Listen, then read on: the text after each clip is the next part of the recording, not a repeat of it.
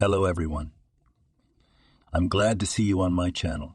The story I'm going to tell you today is pure. It is true that all the bad things that happen in life happen for a reason. It is said that we can appreciate the good things, the things when they happen to us. I hope you enjoyed this story. I wish you a pleasant viewing experience. Casey looked at that little helpless newborn girl lying in her crib, and her heart just tore into pieces. She was indignant. Why is everything so unfair in life?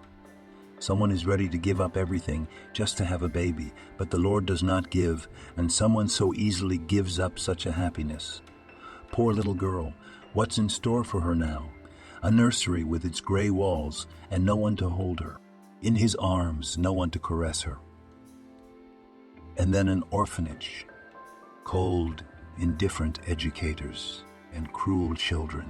Casey had worked as a midwife in a maternity hospital all her life. And of course, this was not the first time it had happened for a mother to abandon her child. But for some reason, this was the baby she had stuck to her heart. She did not leave her side all her free time and admired the chubby lips and potato nose. Her only thought wandered in her head: how to persuade her husband to adopt this girl. It was not an easy task, for the character of the husband was very tough, as any successful businessman. Still, Casey made up her mind. She dialed her husband on the phone. "Archie, hi? Are you not too busy? Can you talk to me?" He answered irritably, "If something is very urgent, then tell me." "But I'm busy. I'm preparing for a meeting of foreign partners. We want to open a branch there." The woman began to babble, agitated and confused. "Honey, listen. Something happened here. A woman gave birth to a baby girl. She's healthy. She's so pretty. I've grown quite fond of her. I'm begging you, let's adopt her. You know how much I want children."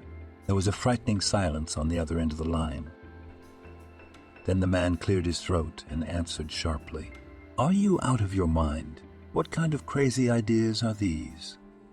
Why do we need someone else's child? Maybe her mother is an alcoholic or a drug addict. We'll be suffering from diseases for the rest of our lives.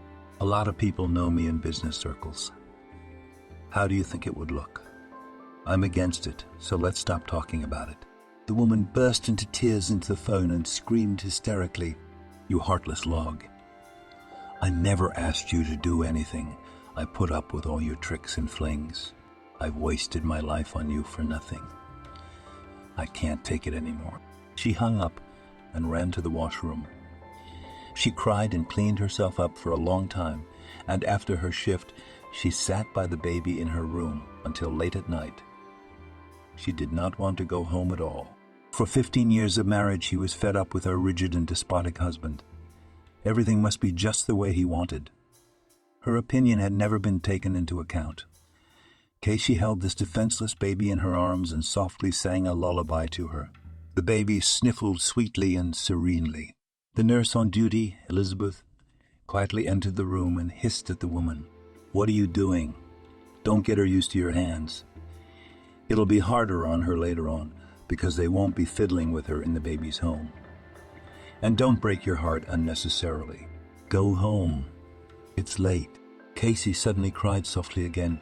"I can't, Elizabeth. Do you understand? I just love her. I asked my husband to adopt the girl, and he said no. And what am I supposed to do for the rest of my life just to please him? I'm a woman, and I want to be a mommy too. My soul is torn to shreds." A distraught Elizabeth perfectly understood Casey's feelings. Everyone knew about the tragedy that had happened in their family, and she began to comfort her. "My wretched one, come on. Don't cry. Maybe Archie will change his mind. She's a pretty little girl. I feel sorry for her." Casey could barely tear the baby away from her, covered her with a blanket, and wandered home, unaware of the wind, the cold, or the total darkness. She felt black and sad. Suddenly her whole life seemed so unnecessary and worthless. What was the point of it without children? She quietly turned the key, and a worried husband jumped out to meet her. "Casey, what are you doing up so late?" I can't get you on the phone. It's all off. I didn't know what to think. And there's no dinner. To his surprise, his wife did not react at all. Just looked at him with a judgmental and reproachful look, waved her hand, and silently went to her room, closing the door tightly. This had never happened before. Archie went into the kitchen, opened a bottle of whiskey, and drank some, his mind torn with doubt. It's because of what we talked about today. She's got it into her head to adopt a baby. Though I can understand Casey too, it's not easy for her. Our baby died before she was born, and she's not easy for her. Our baby died before she was born, and she's not really out of it yet. It's my fault too. So she wants to feel like a mom. Yes, and I am good. I hurt her often. Not a fool to go for a walk. She's not like that anymore, for Christ's sake. Something's broken in her. And her eyes are all puffed up. Maybe she really should go for it. And the wife will come to her senses, and life will get better little by little. What's the matter with me? I'm in my 5th decade, and we're still alone with her. Though who knows what this girl will grow up to be? Who knows what this girl will grow up to be? Who knows how not to regret it later? Casey lay in her room, staring at the ceiling and going over her entire destiny, trying to hold on to something that would make her want to enjoy life again. Casey grew up in a poor family. Her mother worked as a saleswoman, and her father drank heavily and took everything out of the house. Swearing and scandals were commonplace in their family, as was a complete lack of money. The girl only saw chocolates on big holidays or on her birthday, not to mention toys or outfits. A disheveled old doll and a rabbit with an ear torn off were all her toys. No one at school made friends with her. They considered her an outcast because she was quiet and taciturn, dressed the worst, never had a snack or money for lunches. Her mother, not to bother with her daughter's hair and not to spend money on expensive bows and pins, cut her hair herself into a short braid.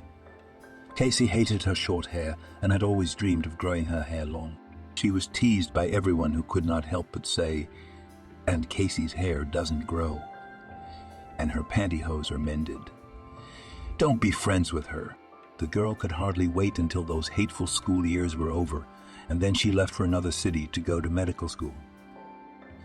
She was an excellent student, and she was accepted right away by interview.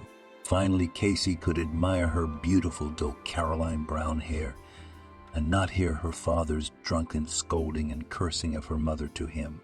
The girl set herself a goal. I will never live like them. No way. I'd rather live with a husband I didn't love, but I'd rather be well off. I don't want my children to be malnourished and never see a normal childhood. Casey graduated with flying colors as a paramedic, midwife, and was hired by the local hospital. At first it was very difficult, both mentally and physically, but she tried her best and did her best to help the baby be born. Regardless, Casey really liked her job. The staff was not bad either, and her co-workers were simple and unassuming. She rented a room in the suburbs, and one day she had to order a new door, since the old one was too old and wouldn't close properly. After taking money from the landlady, she went to a construction hypermarket. The salesman was not there, but it turned out that the owner, Archie himself, was sitting beside him. He immediately drew this young, unsophisticated, pretty girl who timidly tried to explain what she wanted, confused by the names and models. The man was experienced and gallant, quickly helped Casey place her order, and they talked a little, since there were no customers at all at that moment. Casey really liked Archie. She had never talked to such important men before. Slowly they began to see each other. The groom was to Casey the epitome of a father rather than a husband. He taught her life, knew everything, and always solved Medea's problem with just a flick of his finger. She listened to him unconditionally. He was very interesting, and 6 months later the couple got married. It wasn't that there was mad passion or unearthly love between them. It's just that each of them had their minds set on the prospects ahead of them. Archie was 10 years older than Casey. Naturally, he'd had women before her, but none of them had ever been fit to be wives or mothers. Too glamorous and winded, but Casey, on the other hand, was a different matter. Young, very attractive, of a quiet, compliant nature, and absolutely without bad habits. Isn't she the perfect wife for a businessman? Plus, she is also hardworking and lazy, especially since he had quite a temper, and not many women could stand him. Casey, on the other hand, was thrilled with Archie, grown up rich, smart, with his own huge mansion and a solid foundation. What more could she ask for? You won't be lost with him. You'll be like a stone wall, she reasoned. The only thing the girl did not consider was that her future husband had an absolutely obnoxious character. She thought she would get used to it. But in fact, it was not so easy. For 15 years of married life, what had not only experienced Casey, Archie was very oppressive and uncompromising. Everything had to be just the way he liked and wanted. Not only that, the man could periodically go out late into the night with some partners. He often reeked of women's perfume.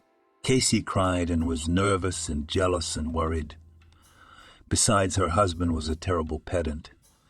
Everything in the house had to be perfectly in its place. He didn't tolerate mess or the slightest disorder. Her husband liked to eat well, and he preferred home cooking. Casey tried to please him in everything, but sometimes her nerves gave out. Of course, Archie was not always like that. There were periods of absolute idyll. He could luxuriate and give Casey expensive earrings or take her to an overseas resort. He could suddenly hold her close to him, hold her so tightly until her bones cracked, and whisper, "How do you put up with me? You're worthless. I love you, my sunshine." In general, their life together was always like a volcano. But most quarrels in the family arose because Casey could not get pregnant. The businessman had a fixation. He needed an heir, a son. He dreamed that he would raise him in his own way, and that he would follow in his footsteps, continuing his life's work. Archie was angry, dragging Casey to private clinics. Everyone was telling him that his wife was fine and healthy, and he still didn't believe it. How could that be? Whose fault is it then? If she can't get pregnant, there must be something wrong with her. Casey just shook her hands and tried to explain to him that not everything depended on her either. And she was worried enough as it was, so why add to the already stressful situation? Finally, after 5 years of unsuccessful attempts, Casey became pregnant. How happy she was. She couldn't believe her happiness. Pregnancy really hung in the balance. Her lower abdomen was hurting. She was dizzy. She had no energy. And she had terrible morning sickness. The woman expected her husband to take care of her and feel sorry for her, because he had been dreaming of having a baby, and without that work in the maternity ward was no sugar. But Archie was not going to change. He was still going out and coming in drunk sometimes, demanding complicated meals for dinner and perfect cleanliness in the house. One day, a man came home rather tipsy and found his wife asleep with a blanket over her head, and no one in the kitchen had cooked anything. For some reason, he got so mad he started scolding Casey. "Darling, what's the matter? Where's my dinner? I asked for stuffed pike. And why doesn't the house smell like lavender? Didn't you mop the floors? You know I can't stand dirt." Casey became so offended, and she responded sharply, "Archie, I'm actually pregnant. And I feel really bad. My stomach hurts a lot. Can I at least get some rest after work? Or are the floors more important to you than your own baby?" But the tipsy man wasn't going to feel sorry for his wife. His bad temper kicked in, and he yelled even more. "Why are you talking to me like that? And in general, pregnancy is not an illness, as far as I know, but a normal state of a woman. There, Megan, my coworker, is 8 months pregnant and still drives and goes shaping. What about you? You're going to get so crazy you won't be able to do anything at all." Knowing her husband's horrible temper and the fact that he was going to nag her half the night before she fell asleep, she struggled out of bed and wandered into the kitchen to stuff that pike, damn it, and scrub the floors. Even though she knew perfectly well that no one needed it, It was just nonsense. Just as she was cleaning up in the hallway, the irreparable happened. She was bleeding profusely, and Casey screamed in pain and fell on her side, curled up on the wet floor. Archie sobered up and called an ambulance, comforting his wife and cursing himself to death. But no matter how hard the doctors fought, it was all in vain. Casey had miscarried. Archie poured ashes over his head. Idiot, you idiot. I, a drunken fool, had to have that pike with the floors. And now what? No more baby. And Casey was asking for it, telling me she wasn't well. And me. Casey closed down and became depressed, as if she had frozen, like a robot.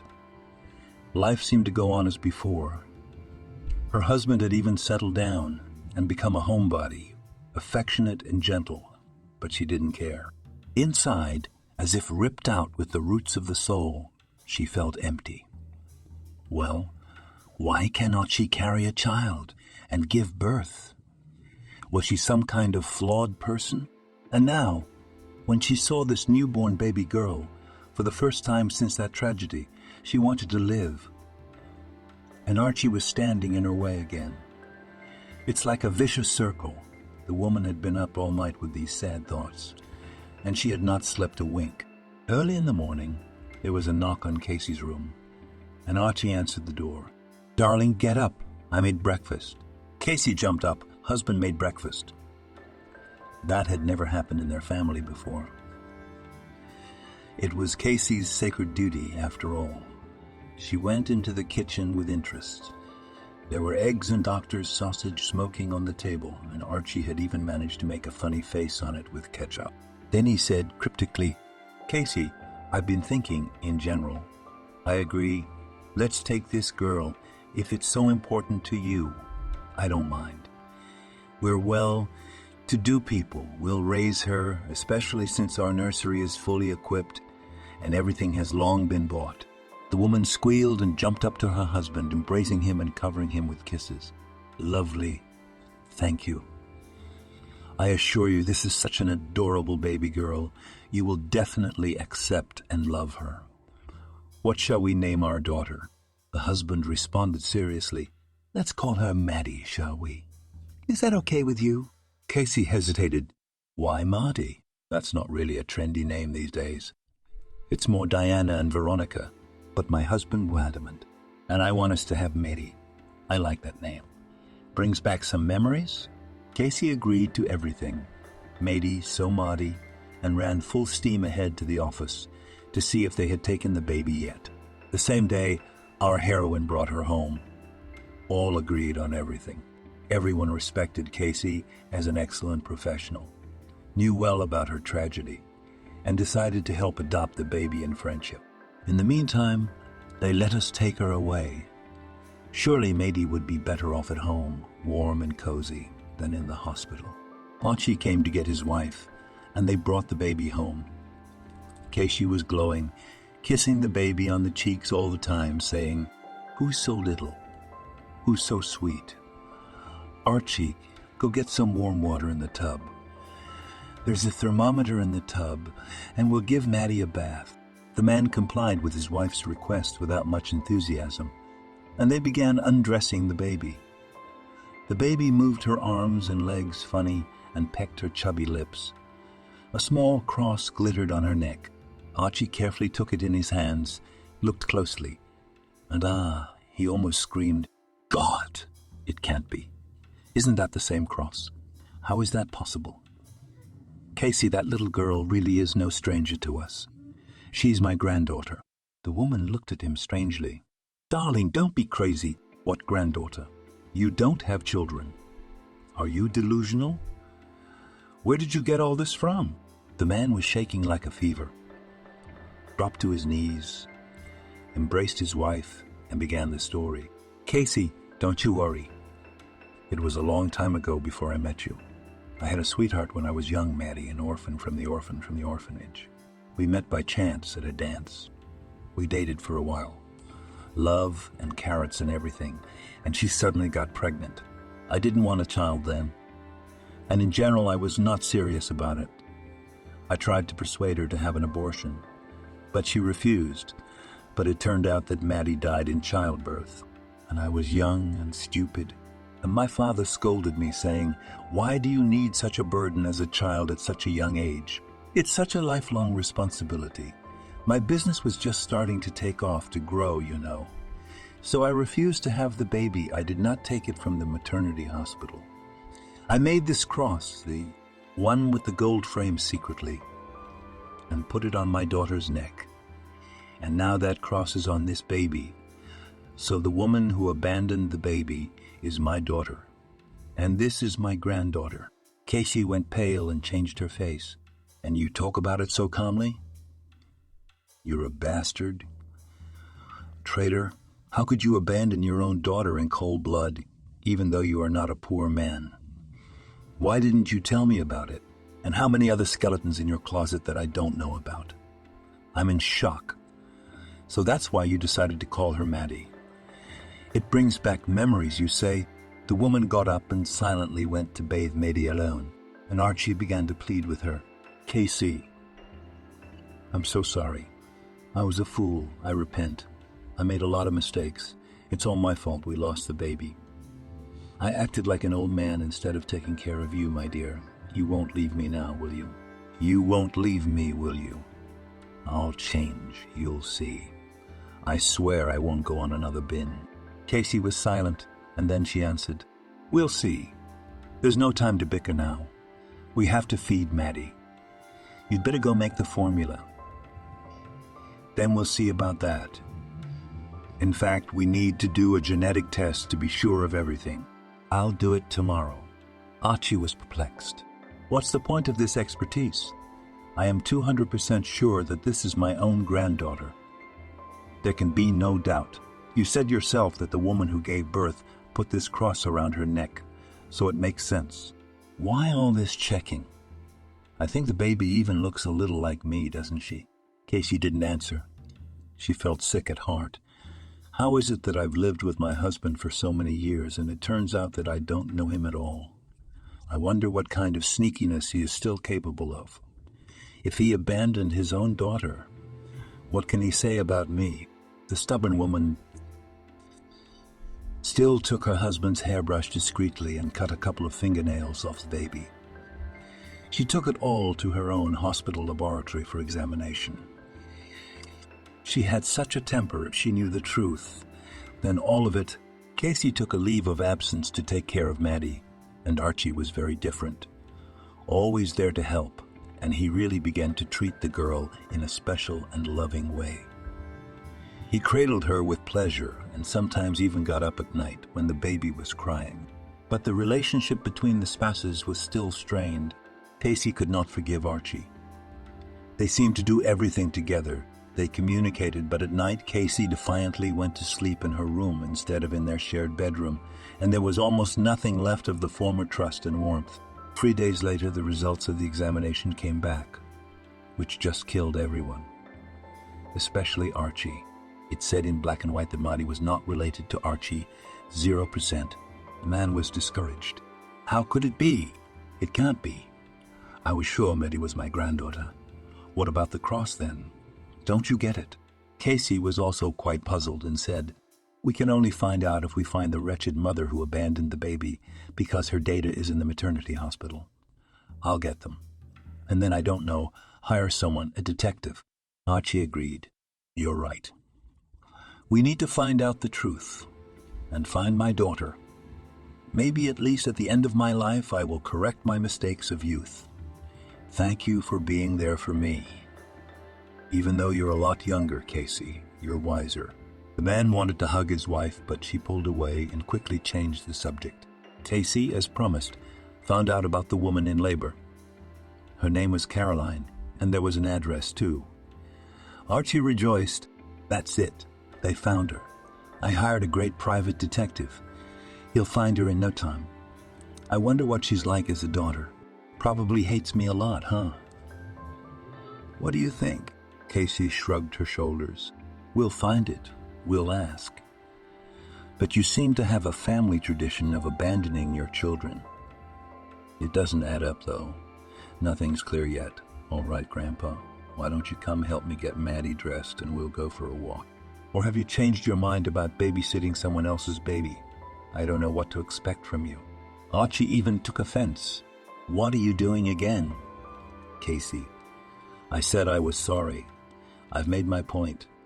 And I'm not leaving Maddie no matter what the forensics say or who her mother is or why she left her. I'm just now realizing what a joy it is to cradle this warm, squeaking lump in my arms, and I'm enjoying it to the fullest. And I love you, Casey, so much. Even though you haven't forgiven me, I can feel it. Come on, Maddie. Shall we go for a walk? They walked through the park, Archie rolling the expensive fancy stroller and Casey enjoying the stroll. Their cottage neighbors wondered why the couple had a baby. It took the detectives a whole month to find the baby's mother. But it was not that simple. She did not live at the address given in the maternity hospital. She was herself an orphan from an orphanage. That's where they helped to find the thread that led to the lost girl. They found Caroline in a remote village, where she had gone for good after giving birth. As soon as Casey and Archie heard about it, they called Nanny Mady and drove to Leavenworth. The village was really quite abandoned. 10 houses at most. They knocked on the tiny window. Behind the curtain they could see something stirring. After a few minutes, the woman who had given birth, the one who had left Mady, appeared on the doorstep. Casey remembered her well from the outside. She looked like a skinny, even skinny, pimply girl, almost a teenager with bright pink hair. Not exactly what you'd call a woman. When she saw Casey, she recognized her too and recoiled. What do you want? Why did you come here? How did you even find me? I didn't tell anyone where I was going. Casey responded as peacefully as possible. Carolina, don't be afraid of us. We have no pretensions. Can we come in? We're talking. Please. We really need to know something. They entered a cramped, cluttered room and sat down on a squashed couch. Archie was the first to start. Carolina, we want to adopt your daughter, so we took her home with us. We named her Maddie. She has a cross around her neck.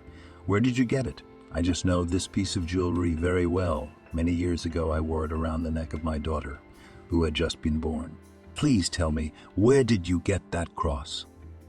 For me, it is a matter of life and death. And Casey added, Carolina, we're not judging you by any means, and we won't leave Maddie. We love her dearly. But still tell us why you left her. There must be some good reason. Don't you love her at all? Caroline sighed and answered, I myself am an orphan, grew up in an orphanage. No relatives or acquaintances in the city, except for Alice. She's my best friend. We grew up together in the orphanage. We were like sisters. We went through a lot during that time. Words can't express it. We ran away with her twice, but they were quick to bring us back and beat us badly. And then I decided to run away for the 3rd time when I was 16, but I never went back to the orphanage. Elisa didn't want to. She stayed there. And after graduation, she was given a room in the dormitory. She is not at all street, homely, quiet, and modest. She went to school as a seamstress. Then they took her to work in a tailor's shop. She had a talent for it since childhood. She managed to create such beauty by hand from the same gray clothes. That's how she stayed there. Alice's willpower, wow. She turned down all suitors at once and went clearly to the goal, to get out of poverty. And I was a foolish, windy girl. I got involved with one guy and then another. I didn't get a place to live. I didn't stay in an orphanage until I came of age, so I wandered here and there like a tumbleweed. Honestly speaking, I had everything. I learned how to smoke, drink alcohol, and jump around in other people's beds. So I got pregnant by a fly, by a night construction worker. His name was John. He didn't care. He was on a business trip. He did his job and went home. And I had to deal with it. I waited till the last minute to get pregnant. So where was I supposed to take the baby? Out on the street. What could I give her? I grew up a worthless fool myself, and I have to drag her along with me.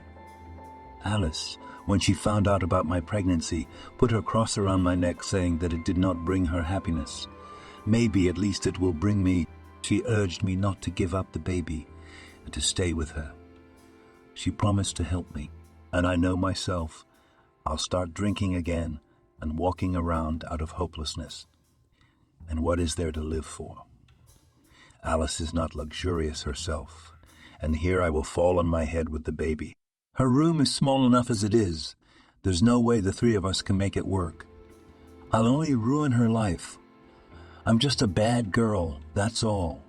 And no one needs me, in fact. I gave up and I went wherever the hell I wanted to go. Now I'm living in an abandoned house. My neighbors bring me things from the garden, vegetables, bread. I don't know what to do next. But I don't want to go back to my old life. It pulls me in like a whirlpool. I feel I'll never get out of it. I'll perish. Archie and Casey were silent, stunned by what they heard. Then Casey asked quietly, "Carolina, you know what? Why don't we go to our place? We have a huge cottage. We'll give you your own room. Maybe when you see Maddie, you'll want to raise her. You think it over, and we'll go outside and talk." They went outside, and Casey looked at Archie with tear-filled eyes. I suggested it for nothing, didn't I?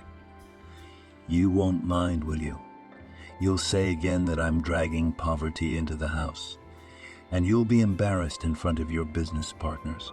I know you. I just felt sorry for this poor girl with such a crippled fate. She's like a hunted animal. She has nowhere to go. After all, it will roll down and disappear, as you might say. In fact, she has no one to help her. How terrible it is. Archie hugged his wife, and for the first time since their fight, she didn't push him away and said quietly, "You know, I don't mind. Let's try it. If she wants it, of course. After all, a mother is a mother. Maybe she'll come to her senses. She doesn't look like a hardened bitch. She's just confused. I'm not the bad judge of character." They walked back in and once again asked the grief-stricken mother, "Well, Caroline, are you coming with us or not? It's up to you. We won't force you. If you like to wander and roam, stay. But if you want to start a normal life, come with us. We'll give you that chance. Only in an honest way, without any mischief or stealing." Caroline replied cheerfully, "I agree. The only thing I don't understand is, for the life of me, why do you need all this? You're messing with me. What's in it for you? I've never met anyone in my life who does things for no reason. It's all suspicious." Archie replied, "It's easy, Caroline, to make up for the sins of my youth. I once, like you now, thoughtlessly abandoned my daughter, Alice, in the maternity ward. And only now do I realize what I've done. Will she forgive me? Will she want to see me? I do not know. But I want to at least try to make things right. That's why I don't blame you. I was a fool myself, but I want to sincerely save you from the mistakes I made myself." "That's it." Casey smiled and turned to the woman. "Well then, pack your bags if you agree." Caroline picked up the dusty backpack in the corner. "That's all my stuff. I'm ready." Casey's stomach turned cold and clenched with pity for the poor guy. My God, and I'm complaining about something else. A person's whole life fits into one little backpack. How terrible it is to have no roof over your head and nothing of your own. Archie and Casey brought Caroline to their home, let the nanny go, and put the young mother in a comfortable room on the second floor with a balcony. Casey prepared clean clothes and linen for her and showed her where the shower room was. Caroline ran happily there. It was obvious that she had not seen normal and comfortable conditions in a long time. In the meantime, the lady of the house had set the table and invited everyone to the table. Caroline was unrecognizable after the shower. She looked fresh and flushed and finally smiled for the first time. Casey deliberately didn't mention Maddie first, waiting for Mama to want to see her daughter herself. Caroline greedily ate the delicious and fresh food, and she ate with great appetite. Suddenly a cry was heard from the nursery. Casey immediately jumped up and went over there without saying anything to Caroline. She was gone for quite some time, and Archie, too, ate in silence and watched the young woman carefully, watching her reaction. She dropped her dinner and went quietly into the nursery too. Casey was just changing the baby and changing her diaper. She addressed Mady affectionately. "Who's the wet one? Who's hungry? Mummy's gonna feed you." "My little sweetie." The little girl smiled with her toothless mouth and wrinkled her nose funny. Caroline approached quietly and asked timidly, "Can I feed her myself?" "You show me how. I don't know how." Casey helped Caroline sit up comfortably, held Maddie in her arms, and showed her how to feed her from the bottle. Caroline was a little nervous and scared of the baby at first, doing everything awkwardly. But then she started smiling and hooting at her, too. Casey smiled, quietly stepped out, and went to the kitchen. Archie waited tensely. What was next?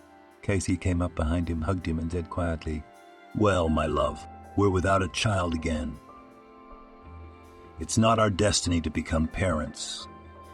Caroline's maternal instincts have kicked in, I can tell. I was afraid nothing would come of it. Tomorrow we'll go to your daughter Alice and beg her forgiveness." Archie asked worriedly, "Let's see how Maddie's doing, shall we? I'm a little afraid, aren't I? I don't know if Caroline can do it. She's still young, not even 20. Two of them looked quietly into the nursery. They almost burst into tears.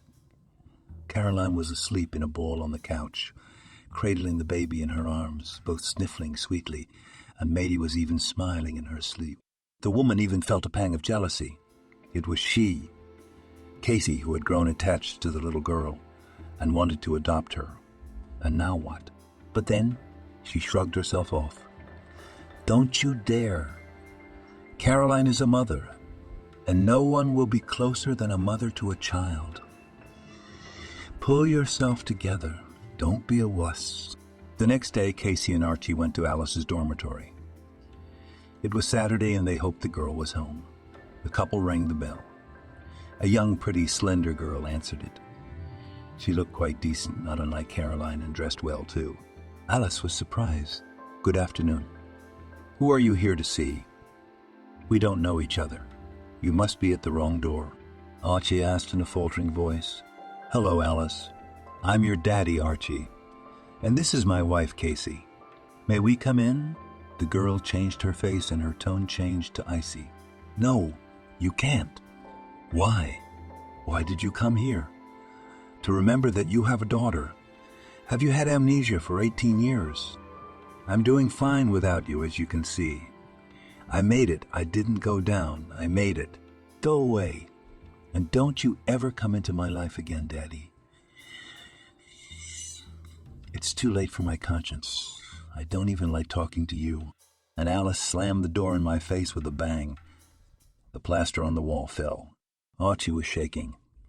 He was physically ill. Only now did he fully realize what he had done. He had put his daughter in an orphanage with his own hands. His own little girl. He thought of poor Caroline. He thought of poor Caroline and imagined what could have happened to Alice. He mumbled aloud, "She'll never forgive me." What a bastard I am. I didn't even think for a second that I was committing a heinous crime. I was living a quiet life, eating, drinking, and walking while my child was suffering in an orphanage. Starving, running away, loitering. Is it her fault that her mother died and her father turned out to be a bastard? What's to be done? God! How ashamed I am. Casey sighed and answered, "What did you want?" "You want her to throw herself on your neck after such a hard life, screaming, 'Hooray, Daddy's here.' That's a perfectly normal reaction. She had a very difficult childhood. We need to wait until Alice calms down a little and then try to talk to her again. We can help her in some way. Do something for her. Make her realize that her father is not just an empty word, but a meaningful person in her life. So tune in, honey, for a long fight for your daughter's heart. She's a tough nut to crack." When they got home, Caroline was just walking with Mady. The girl looked so happy. She was wheeling the stroller proudly, and she looked nothing like the hunted woman they had seen in the village house. A young mother, smiling, came up to them and asked in surprise, Where is Alice? Or wasn't she home? I thought you were coming with her. I missed my friend so much. Casey sighed. We thought so too. But Alice isn't ready to forgive her father yet, and she refuses to even talk to us. Archie noted dejectedly. She'll never forgive me. I know it. You can feel right away she has my character. Caroline laughed. That's a good point. Alice is a flint. That's why she was able not to disappear. But she really is very good. She just needs time. She's always like this. She flares up at first and then nothing. She calms down. Thank you for everything. What a fool I was to leave Maddie. Now I'm hugging her and I realize there he is, the light in the window and the meaning of life. And I almost lost it. You're not going to take my daughter away from me, are you? Will you help me get her back? I foolishly gave up my baby, and now he's nobody. Casey hurried to reassure Caroline. Don't worry. You can still legally revoke the refusal and get your baby back within 6 months. That's why we took her away, so we wouldn't have to give her to a nursery. Who would love her there? Caroline threw herself in tears around Casey's neck. Thank you. You are holy people. I've never met anyone like you. Don't think I'm going to sit on your shoulders all my life. As soon as Maddie goes to kindergarten, I'll get a job and I'll rent a room. Archie interjected into the conversation. Live as long as you need to. No one is telling you to. On the contrary, Kizzy is a midwife. She'll tell you a lot of things and she'll babysit you when you need it. There's plenty of room, and I have grown fond of Maddie as if she were my own. Caroline was determined to reconcile Alice and her father, and she wanted to do something to thank Casey and Archie. So she called Alice a week later and arranged to meet her in the same park where she always took Maddie for her afternoon walks. She was thrilled and she agreed to meet her. Alice walked through the park and turned her head, looking for the outlaw Caroline with pink hair and a defiant haircut. But in front of her appeared decently dressed, clean, looking mother with an expensive stroller and began to wave to her. Alice was simply dumbfounded. Carolina, what a change. I never would have recognized you. Where's that sassy teenage hippie I've known since I was a kid? Oh my God, you're so smart not to give up your baby. So, did you marry well? Or did the baby's father come to his senses? Come on, don't keep me in suspense. Tell me, how well you look with that calm, wheaten hair color and the new hairstyle. Caroline sat down on the bench and began the story, rocking Maddie napping. Oh, Alice. So many things have happened, you can't imagine. I did leave my daughter idiot because there was nowhere to take her, and I was angry at the world. Although I was very persuaded by a midwife to change my mind. But did I listen to anyone?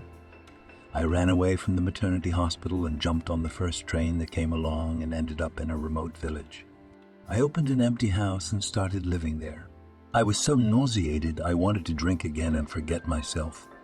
But I decided that was enough. I was so sick of all this mess with the changing suitors. I think I'd rather die in the middle of nowhere than go back to my old ways. And then the wizards came to me. The midwife from the maternity ward and her husband, who'd taken Maddie from the maternity ward and wanted to adopt her. And she was wearing a cross, the one you gave me. The man begged me to tell him how I got it. He said he was a fool when he was young. He abandoned his own child in a maternity hospital, just like me now. And now he's looking for her. You, that is. And his wife, Casey, offered to go and live with them to get used to his daughter. And I thought I didn't love my daughter at all. I got pregnant and everything. But when I took Maddie in my arms, everything inside turned over and tears came flooding out. I thought, what kind of fool am I, a cuckoo instead of a mother? I suffered at the orphanage myself and condemned my child to such a life. Now I live with them. I have my own room with a balcony. Kesey is very good. She helps me a lot with the baby. I do not really know how to do anything. Taught us what at the orphanage. Alice replied, good for you, my friend. Sincerely. That you have come to your senses. That you have taken the path of correction. These two also came to me yesterday. I kicked the wretched father out. I don't want to know. What a benefactor. He's come to his senses. Where was he before? When I was starving, vagabonding, what did it take for me to find a job? To get a job. I hate it. Caroline sighed. You shouldn't do that, Alice. Archie's not a bad man, believe me. He admits he's made a lot of mistakes. He doesn't deny his guilt. Well, who's without sin? I almost did something stupid and irreparable, too. And if it were not for these people, my daughter would have hated me just as much. And the fact that they took me in, a complete stranger to them, warmed up, took my child from the maternity hospital, says a lot. We are not children anymore, and all these wrongs should be left there. Nothing can be returned. You try to communicate with your father. You know I treat you like a sister, and I wouldn't wish anything bad on you. If people were bad, I would never go to them, even if I were dying. Then Maddie started grunting and twisting in the stroller and whimpering. Caroline immediately rushed over, took her in her arms and began to touch her nose and cheeks. Concernedly, she said, "Oh, Alice, I have to go. Because my daughter got a little cold. God forbid she gets sick. I'm sorry, I would have chatted with you more, but I can't." We're on a schedule now. The girl waved to her friend. They hugged, said goodbye, and went home. Alice thought about her friend's words for a long time. A volcano was raging inside her. On the one hand, she was still offended that her childhood had passed so joylessly, but on the other hand, she really wanted to have at least now a family member, someone to share, to talk to tell her what was on her mind. Maybe Caroline was right to get over her pride and make peace. Archie stopped by his daughter's house every day after work and stood by the window for hours, hoping she would notice him and invite him in. He didn't know with what eyes to go to her again, what to say. After all, clearly, no matter how to spin it, that he is a scoundrel, and she all right. The girl, of course, saw it all, watched from behind the curtain, but still hesitated to forgive her father or not. That evening Alice could not stand it. Her heart wavered, waved to him from the window, smiled and gestured for him to come in. Archie, unaware of his happiness, rushed into the apartment. Alice opened the door and said quite peacefully, in a mature way, "Hello, Father. Come in. Shall we try again?" Archie couldn't stand it and almost cried, his voice trailing off. He whispered, "Thank you, my daughter, for inviting me, and forgive me for everything. I know I was late in realizing everything, and I missed so many years." Alice sighed and answered, "That's better late than never." They talked for a long time. Archie made up his mind and asked, "Daughter, tell me the truth. Why did you give that cross to Caroline?" "It's important for me to know." The girl did not lie. It was not in her character, and answered honestly, "I was told by the nurses at the orphanage that my father put a cross around my neck." And then he wrote a waiver. "If you only knew how much I hated you, and that cross was like a stone around my neck. So I gave it to Caroline, thinking that at least it would bring her happiness, since it couldn't for me. It's very hard for me to understand your terrible act and accept everything as it is. I can't hide it, but I promise to try. I promise." Not at all at once, the ice melted between them, and the relationship really became like that of a father with his beloved daughter. Archie had to drown him a little bit, a millimeter at a time, and restore the trust and love lost over the years. Casey brought them together as much as she could, invited Alice to visit, gave her treats, and Caroline was right there with Maidie.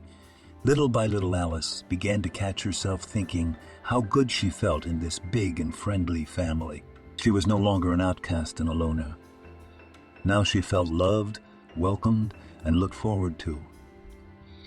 She stayed at her father's house more and more often, and she loved to play with Maddie and talk to Casey. She didn't want to run back to her modest, empty room after work and spend the evening alone.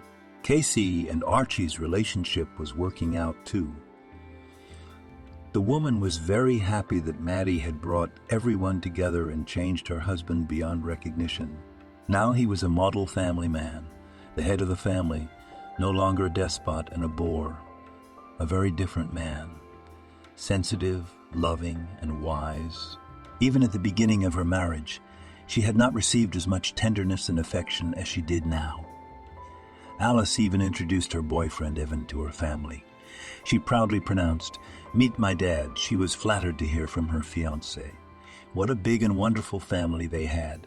Archie helped his daughter go to university to be a designer, because she could come up with a pattern that a famous couturier would envy. A year went by. Everyone lived peacefully, quietly, and amicably, and Maddie was already running, staggering around the house and flopping funny on her butt wherever she could. This jolly, chubby princess was everyone's favorite. Archie always brought a little treat from work, and Maddie ran to greet him with open arms. She still called his name. Grandpa, and he didn't correct her. Let it be. The child knew best. He gladly rolled her on his neck, twirled her around, and pretended to be a horse. The baby laughed and squealed with joy. Casey was still working as a midwife. She couldn't think of any other profession. For 3 months now she had been unbearably nauseous, weak and completely unable to eat. She had lost a considerable amount of weight and had begun to go to bed early in the evening, citing malalaise. Archie was the first to sound the alarm. "Casey, I don't like you." "What's the matter with you?" "Does it hurt somewhere? You're looking a little gaunt. Let's you and I go to a private clinic. One of my regular customers, a professor. There's never a queue. They'll take us right away. You'll have tests, and the doctor will take a look at you. I'm very worried about you." The woman was touched by her husband's concern. Before, he would never have paid any attention to her well-being, and he would have chastised her for sleeping all the time. She herself, to be honest, began to worry and suspected the worst. She was getting worse and worse every day. She could faint anywhere, and it was very frightening to think about. Casey did all the tests, and the doctor took her to the ultrasound. Archie followed close behind, listening to every word the doctor said. The professor took a long look at the screen, frowned, and then said, "Well, my dears, congratulations. That little speck in the corner, your future baby. I do not really like the location of the fetus. There may be a detachment of the placenta. And your age is, frankly, critical for childbirth. But if you want, I will refer you to the best specialist gynecologist. He will manage your pregnancy from beginning to end and will make every effort to save the baby." Casey was crying with happiness, and Archie couldn't believe his ears. "Poftakasi again. Casey's pregnant. I didn't get my hopes up for such a miracle. That's news to me. That's it, honey. No more work in the ward or around the house. Just rest and take care of my baby. I'd rather hire a housekeeper and a cook than jeopardize the life of our baby." Casey smiled and replied, "Archie, I have a feeling it's going to be okay this time. I love you so much." When they arrived home, a worried Caroline and Alice were already waiting for them, both of them looking inquisitively and waiting to see what the test showed. And what was wrong with Casey, after all? The woman was insanely pleased that everyone was so worried about her. She smiled and happily reported, "It's okay, my lovelies. Soon you and I will have another member of the family, I hope. I'm pregnant. My father and I didn't think it was possible after the tragedy. That's why we are in shock ourselves." Suddenly Alice blushed and added, "Not one, but 2 family members coming soon. I'm also pregnant, but I was afraid to tell him. I thought my dad would be upset because I had just started studying, and he was trying so hard to get me settled in. And here you are. We really didn't do it on purpose. I don't know how it happened." Archie opened his mouth and grabbed for air, unable to say anything. "What a day. You know, daughter, just a few years ago your father was an autocrat and a despot. Yes, I admit it. And I certainly wouldn't have been happy to hear the news. And now I'm happy. I'm doubly happy. I'm going to be a father and a grandfather at the same time. It's all right, daughter. You'll take a sabbatical, and then you'll finish your studies. It's all fixable. All I'm asking is that you sign Evan's name. It's not right for a child to grow up without a father. He doesn't mind, does he? 'Cause I'll talk to him in a minute. Alice waved her hands. Don't. He's glad too. Evan is very nice and loves me. He's working as a security guard. He's combining it with his studies to raise money for the baby. To be honest, we have already applied to the registry office. The wedding is in a week. Archie was discouraged. Wow. My father doesn't even know that his own daughter is getting married soon. You have to get ready, invite guests, book a restaurant. Why didn't you tell me this before? Well, I'm going to call and make all the arrangements. Alice was embarrassed. Oh, Daddy, don't. I'm really sorry. We thought we'd sign quietly and that's it. We don't have much money. Evan's family is very intelligent but not rich, so I don't want to embarrass them. Archie jumped up and down. Don't think about it at all. It's up to you and Casey to pick out a beautiful wedding dress from a catalog and a groom's suit. I'll take care of the rest. It's the least I can do for you, my dear.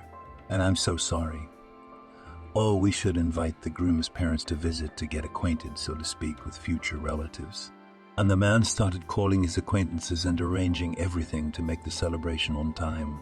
Caroline entered their family conversation and said quietly, What am I supposed to do? I'm just going to get in the way here with Maddie. Aren't I? I mean, Alice's wedding is coming up and then the baby's coming and we'll have a lot of expenses of our own. We should go, shouldn't we? Casey ran up to her and gave her a motherly hug, whispering, Carolina, you are no stranger to us, and Maddie is the light in the window. If I hadn't brought her home, I never would have had such a big, close-knit family. I don't want to hear that again. You're part of the family, too. Period. I'll never forgive myself if you and Maddie leave, and I'll worry too much about you. And I'll worry too much about you, and neither can your friend, by the way. Alice hugged her friend, too. What's the matter, Caroline? You and I are like sisters. You're the closest thing I have to a human being. I'm going to have Maddie as a friend, so she won't be bored. Caroline sobbed in an overload of emotion and said in a trembling voice, Thank you all so much. I love you all too. I do not know how to thank heaven that you knocked on my window in that village. You educated me, you sheltered me. Where would I be now if it were not for you? I can't even imagine. And now Maddie and I are a family, and we're having a real good time. Casey, don't you worry about a thing. I'll help you in the kitchen and in cleaning. You need to get plenty of rest now, and I have all the energy in the world. All right. I haven't learned how to stuff pike like you, but I'm already making cabbage soup and cutlets. Everyone laughed together and went out on the porch for tea and apple pie, which Caroline and Alice had baked together for Casey and Archie's visit. Everyone was chatting, making plans together, and thinking plans together, and thinking about where to make another nursery and how to plan Alice's wedding. Archie thought to himself that his life of dissipation in the past wasn't worth a penny. There it was. To happiness, the warmth of a family home, and children's laughter. Alice's wedding went beautifully. She looked at herself in the mirror and melted. Only in a fairy tale dream could one imagine such an insanely expensive and beautiful snow. White dress and a flying veil. The father was proudly leading his daughter down the aisle. Everything inside him was singing. The family quickly became friends with the groom's parents. They really turned out to be quiet, intelligent people, both of whom were teachers. Casey sat at the holiday table, drank orange juice, watched the beautiful celebration, and was absolutely delighted how young and in love they were, just like me and Archie used to be. God grant them happiness. Now she was sure her husband would never go back to his old life and would be the best father for her baby, and a grandfather. That's how it happens. Thank you for watching this video to the end. Subscribe to the channel. Like it, write comments if you like the story, and see you on the channel.